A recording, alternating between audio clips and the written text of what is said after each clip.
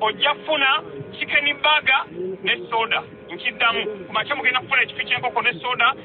Segirinya Muhammad asuubiza bonna ab'ekawempe abagenda ku Freedom City. Kulwa Bitex je baleko sebo. Ye Pallaso agenda maso n'okolima. Gwekiza nti no goli mugezi nze ni musiru mayenze nga banyebi ebyokulabirako.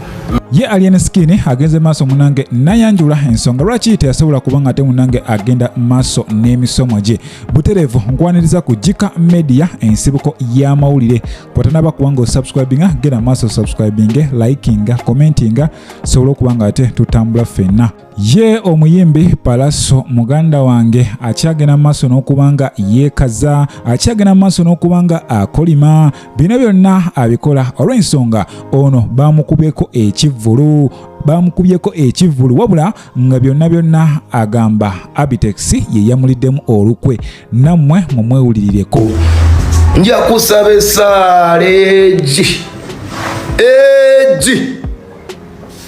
nja keera ku makya ku Lwokutaano nsabe esaaleegi.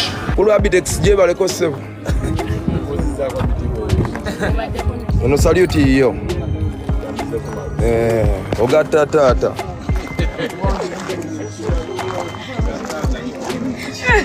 Gatta.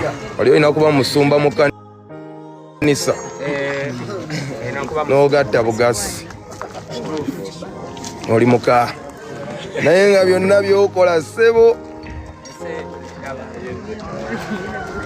Ewe tuli tugenda sigala nga tuyimba. Okuyimba obuyimbi. Tugenda bayimbira.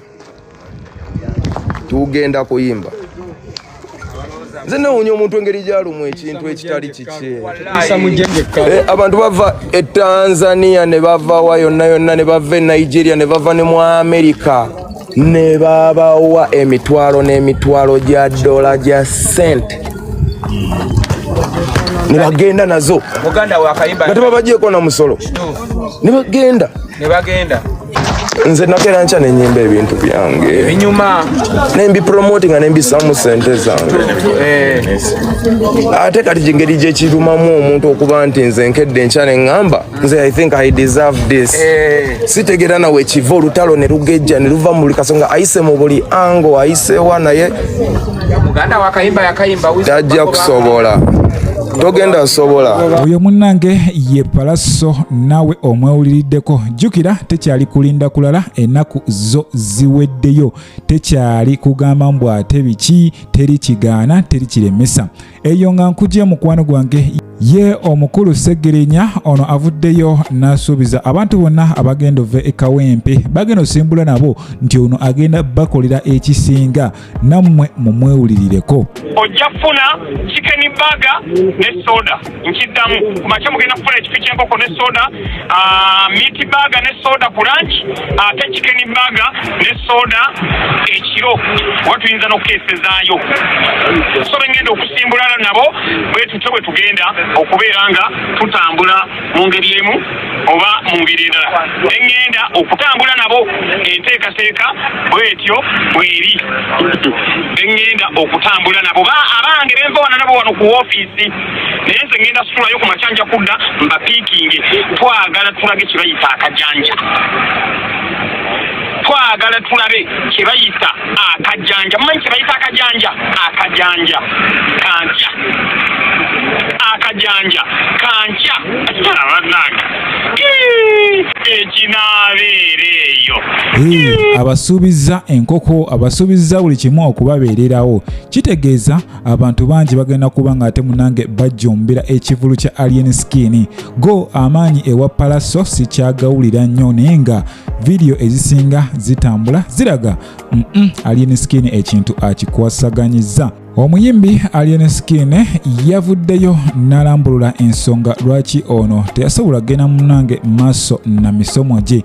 Jjukira musajja mukulu ono yatunyumizaako nga wakoze emirimu mingi era ng'ono yaliko ku galajaawo nga akikwasaganyaawo ebintu nga bitambulira ddala, naye annyonnyodde lwaki ye yali takolagana na kalaamu. Nammwe mumwewulirireko. Gwekiza nti no goli mugezi nze ni musiru mayenze nga banyebi ebyokulabirako. Togenda kunkwasa mukono mpandiike mwana ndeka byange nga baganda yange bantaddeko embeera naye nga ate nina abaana be nalabirangako ku kyalo nga bali ku university nga banywa bunywa mwenge ku kyalo ne mbagamba nengamba omukulu oyo omulaba wawali wawe mugagga bamutikya twalya n'emmere ku pate ye ne omukulu oyo ate omwenge agunywa ate waffe yasoma kunywa mwenge.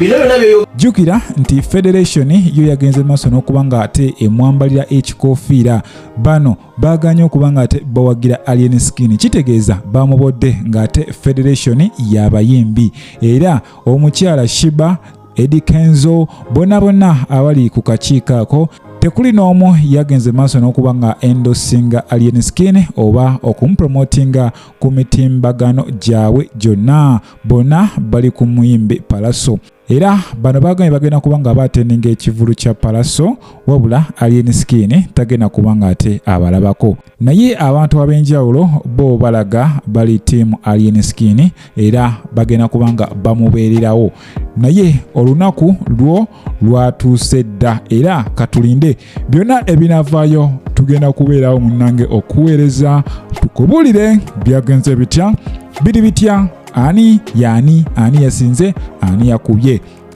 kale nkujjukiza mukwano gwange nti obadde ku KIKA Media ensibuko y'amawulire saba Mukama Katonda akumpeere ekisinga mweraba.